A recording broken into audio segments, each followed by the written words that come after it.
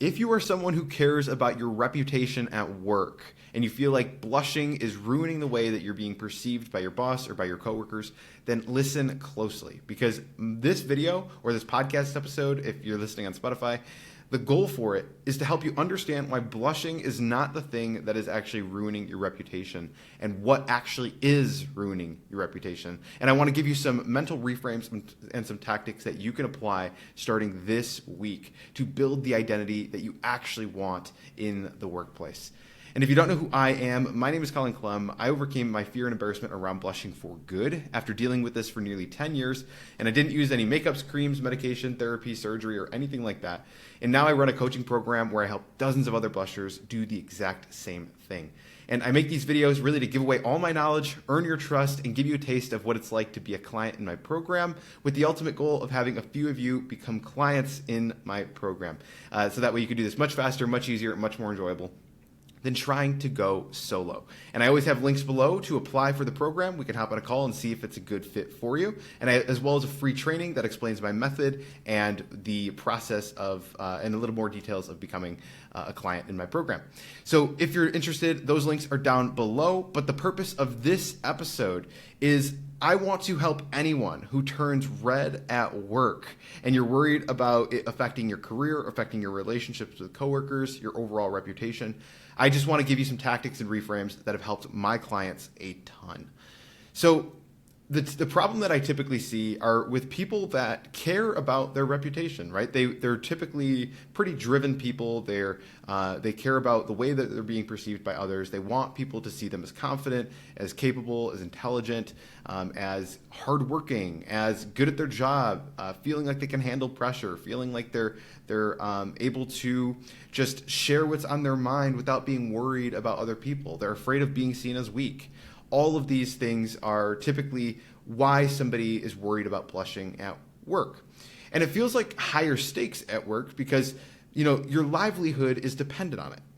And you might even, just have this self-esteem that's tied to how you do at work. A lot of your respect or your just self-perception comes from your ability to do well in your work. I am very much one of those people as well. And so a lot of your actions are in order to impress your boss or just do a good job. And you feel like when you blush, especially in meetings or around authority figures, you feel like you've failed that perception, right? You feel like you're destroying the perception that you really want for yourself. You're going to think that they are thinking you're weird, that you're incompetent, that you're not capable of handling pressure, that you're sensitive. You're going to have all these thoughts about what blushing means about you. And so you spiral when you're in like mid-conversation, mid-meeting, and you feel yourself starting to turn a little bit red. You might start over-explaining or over-talking. You might look away. You might do the exact opposite. You might get quiet instead of talking more.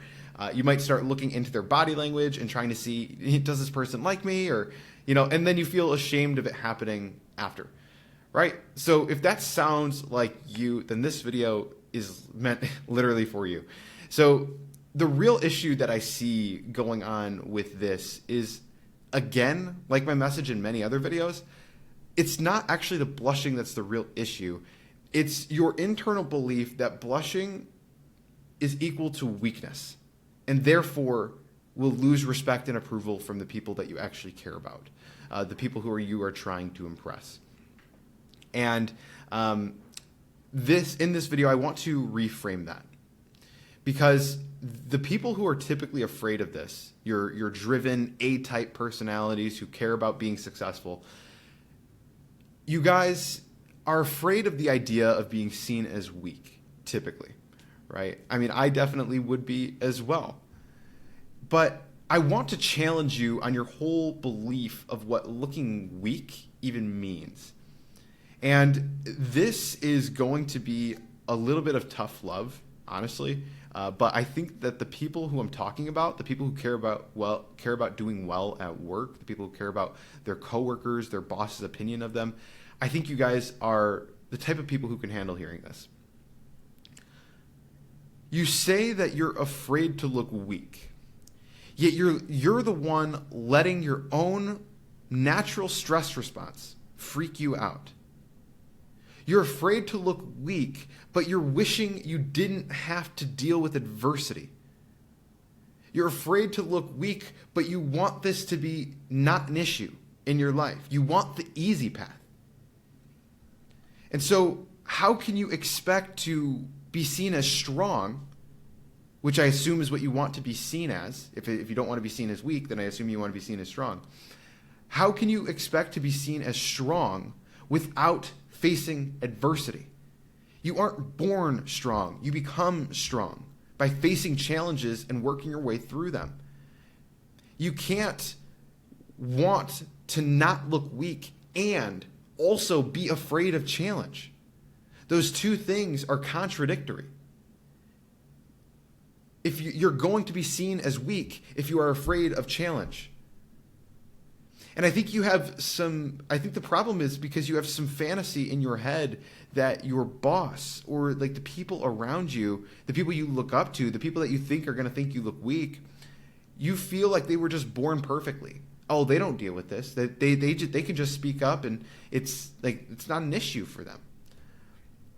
You have this fantasy in your head that they were just born that way and that they don't have challenges or that they didn't have challenges in their past. And so you are wishing for that outcome instead of how they got that outcome. Because I assure you that that is not true, that they were born perfectly. I assure you that is not true. But even if it was true, that would make them incredibly fragile. That doesn't actually make them strong. If they have one emotional challenge, if they have one difficulty in their life, it's going to be the first time they're encountering it and they're going to be done. They're going to be shattered by it. They're not going to be able to overcome it. If you truly want to be strong, this is your adversity. This is your opportunity to prove that you are strong. Even if you aren't strong yet, this is your opportunity to become strong. Strength is on the other side of adversity, not in the absence of it. And so I want to give you some sort of a process that you can go through in order to actually start applying this to your life. Because really, I'll start with the first step. The first step is you need to identify what characteristics actually build the identity that you want in the workplace. Because the majority of the problem that I see when I'm talking with clients or just even in my past, when I wanted to be seen as confident and so on, the problem is that you have the wrong definition of the identity that you're looking for. As I was hinting at earlier, you're likely only considering like the external result of the identity instead of the work that it takes to build that identity. That's huge. When you see someone as confident, you're saying, oh, I wish I could be like that. But what you don't see is the work that they did to get there. It's just like somebody who's rich. Everybody wants what they have, but nobody wants to do what they did to get it. And if you're real with yourself, you probably desire looking confident more than actually becoming confident. But looking confident, it's fragile. It's fake. It doesn't feel good. Being confident feels good. Being confident is lasting. And it's going to show through naturally. You don't have to put on a show. You don't have the dissonance between the person that you're trying to appear as and the person that you actually feel. It's one and the same. And so some of you want to be confident, but then you cower at the imaginary judgment of other people. Those are conflicting, right? Confidence doesn't come from a lack of judgment or a lack of difficulty. Confidence comes from maintaining high self-esteem, whether it happens or not. And that happens moment by moment, case by case, where you can show that you are confident. That is how you build confidence. And I'm telling you that it's fine to care about your bosses and your colleagues' opinions of you. It's totally fine. Like, I hope that you weren't just thinking, I'm just going to say, stop caring about what they think. I think it's important. Like, I think it's a huge part of our life to gain the approval of the people that we actually look up to, right? But And I think it's okay to want to uphold a certain identity around them as well. But you have to redefine what that identity actually means. And more importantly, the work that is required in order to obtain that label. If you want to be confident, you have to face difficulties. You have to face challenges and show you will be unmoved. If you want to be seen as intelligent, I have a client, great client. They want to be seen as intelligent. And so we were talking about it, about like, what does being intelligent mean, right? And so something that I see often is people will think that in order to be intelligent, you have to know everything. You have to be like a human Wikipedia. But that's not what being intelligent means. And being intelligent is not having the perfect answer all the time. Being intelligent is you can learn quickly. So if you want to be intelligent and someone asks you a question, don't freak out, turn red, and feel like this means I'm weak. This means I don't look intelligent. That's not true. All you need to do is just admit that you don't know and then do the research to find out. That is intelligence. So in your mind, you just have the wrong definition of the character trait that you're trying to build. If you want to be courageous, like courage comes from facing fear. This is your fear, right? So like this is your opportunity right in front of you to build the character traits that you truly admire. It doesn't come from just being born that way. And I hope you're not looking up to people who were just born that way, because that's setting yourself up for a life that's miserable. And I would argue that there's no pride in that. There's no pride in getting lucky. Getting lucky it just feels like a cheat code. When people ask you how you did it, you're going to be like, I don't know, I was just kind of born this way. And then that's the end of the conversation. And they don't look up to you at all. So you shouldn't want to like just naturally be that way. It's so much more fulfilling. It's so much more rewarding to have built the character that you want for yourself. And some of us, we focus too much on one single situation as well. The identity that you want, the reputation that you want, it's not built in one single moment. You feel like one blushing moment is going to absolutely destroy your reputation. You have one awkward situation, awkward encounter, and you feel super ashamed. You can't seem to let go of it. But your identity is built over time. Your reputation is built over time. And most of us focus too much on the fact that our face is turning red. But really, your reputation, not only is it built over time, but it's built really by three different things. It's built by your attitude, it's built by your actions, and it's built by your appearance. But attitude is by far the leading factor of your reputation. It's, do you make people feel good? Do you have good energy? Do you carry yourself well? Are you positive? Are you somebody that people like being around? That is the first characteristic of identity and reputation that people notice. Because you can be the best worker, but if you're an asshole, nobody's going to want to be around you. So attitude is absolutely number one. There's people who are bad at their jobs, but they have such a good attitude, people give excuses to keep them around. Attitude comes first. If you want to be seen as confident, it doesn't come from looking like somebody that's pale. Confidence comes from having good energy, bringing strong energy, not cowering away. And that leads me to the second part of reputation, which is actions. The way that you act, the physical movements you do with your body, the promises that you keep, the things you say to people, that is what builds reputation so much more than appearance. Attitude and actions by far are what people think of you when somebody asks, hey, what do you think about this person? What you immediately go to is not what they wear or the face that they make or not the face that they make, but like the fact that their face turns red. You immediately go to, how does this person make me feel? What does this person do that I respect? That is what your mind goes to. Do I like being around this person? Do they keep their promises? Are they helpful? Are they honest? Are they kind? Like, these are the things your mind goes to way before the fact that they might turn red from time to time. And so you're placing so much emphasis on the blushing. You feel like the blushing is what makes you look unintelligent or unconfident. But that is like 1% of your identity. It's not even 1%, to be honest with you. Like, you responding to emails, you speaking up in the meeting, you just helping out somebody who's struggling, that is all contributing to what people think of you.